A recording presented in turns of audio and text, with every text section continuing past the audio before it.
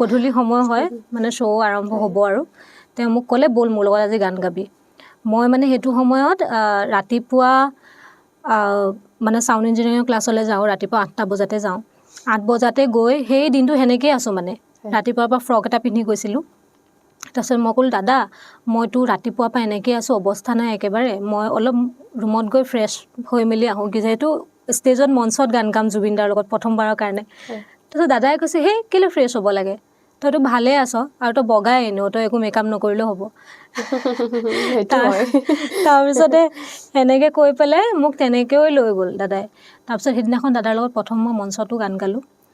আৰু মঞ্চত মোক মানে দাদাই নতুন নাম এটা দিলে পঞ্চৰ টেমা বুলি কৈছে আজি পঞ্চৰ টেমা এটা লগত লৈ আহিছোঁ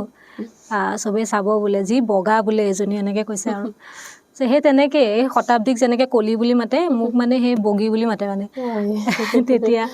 তাৰপিছতে সেয়াই প্ৰথম আৰু সেইটো ভিডিঅ' এতিয়াও আছে ইউটিউবত মই যেতিয়া চাওঁ একদম ক্ষীণমিন ময়ো আপোনাৰ দেখা পাইছোঁ বহুতো ফটোজ